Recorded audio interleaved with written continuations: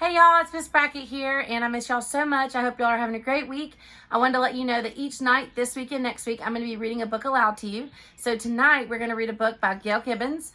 She is a wonderful author, writes a lot of nonfiction books, so definitely check her out.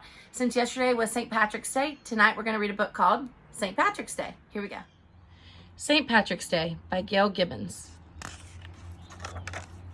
St. Patrick's Day is celebrated each year on March 17th. This holiday is celebrated by the Irish and other people in many parts of the world. They honor St. Patrick, the patron saint of Ireland. St. Patrick lived many years ago. He was born in Britain around the year 380 and raised in a Christian family. His parents didn't name him Patrick. Some people believe his name was Maewyn. While still a boy, he was kidnapped and brought to Ireland, where he was made a slave. His captors forced him to herd sheep. He prayed that God would help him.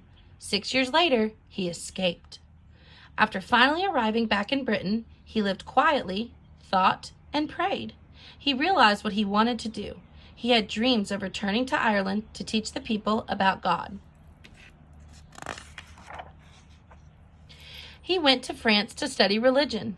In the year 432, the head of the Catholic Church, the Pope, named him Patricius, the Latin name for Patrick. He became a priest and then a bishop.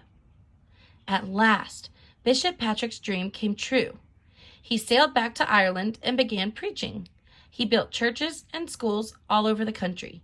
People noticed his kind ways and trusted him. Bishop Patrick spent the rest of his life caring for the Irish people. They loved this kind man.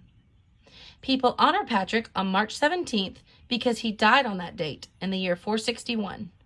Later, the Catholic Church made him a saint, St. Patrick. Today, many things are done to celebrate this holiday. People go to church to give thanks to St. Patrick for his work in Ireland. People have fun, too. They dress in green to honor an ancient Irish custom. Hundreds of years ago, the people of Ireland burned branches with green leaves during the month of March and spread the ashes in fields to make them fertile and green. To wear green is to honor Ireland, the Emerald Isle. Decorations are put on doors and windows. Shamrocks appear everywhere. The shamrock is a plant that has 3 leaves and looks like a clover. It is the symbol of St. Patrick as well as of Ireland. Leprechauns are remembered on St. Patrick's Day. Long ago, some Irish folk believed in these little magic creatures. It was thought if you caught a leprechaun, you could make him lead you to a pot of gold. Leprechaun comes from the old Irish word lupercan, meaning wee one. People believed they were only as big as your thumb.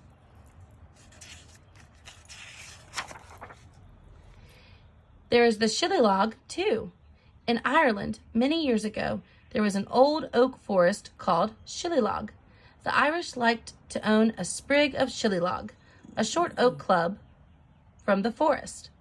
Often, people decorate shillellaghs with green ribbons. The harp is one of the oldest musical instruments and has been popular with the Irish people since early times. It serves as another St. Patrick's Day decoration.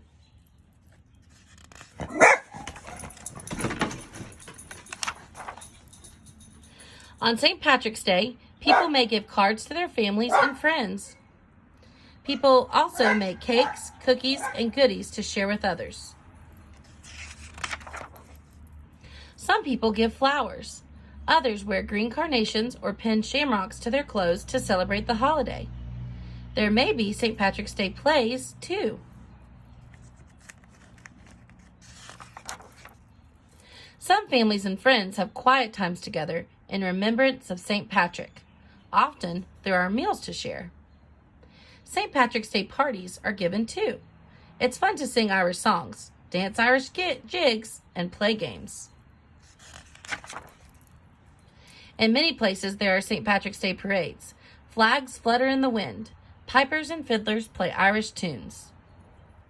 There are green hats people in costumes, green banners, lots of green. The first time St. Patrick's Day was celebrated in the United States was in 1737 in Boston. Each year, the Irish and many other people love to celebrate St. Patrick's Day. For many people, it is a day for worship and for celebration, and if you're not Irish, to feel a little bit Irish. So here are some legends about St. Patrick. The first one is St. Patrick and the snakes. It is said that St. Patrick got rid of all the snakes in Ireland. By beating his drum, he frightened them into the sea. Today, there are no snakes in Ireland. This one is called St. Patrick and the poison. Some people say that a wizard tried to kill St. Patrick by putting poison in his drink. St. Patrick quickly turned it into ice and tossed it from his cup. This one is St. Patrick and his cloak. It is said that St. Patrick had a friend who borrowed his cloak. There was a big fire where the friend was staying, but he was not hurt because he was wearing St. Patrick's cloak. This one is St. Patrick and the shamrock. St. Patrick used the shamrock to explain to people about the Holy Trinity, one God and three divine beings, the Father, the Son, and the Holy Spirit. Growing at his feet was a shamrock. He used this plant to explain 3 in 1, one stem with 3 leaves.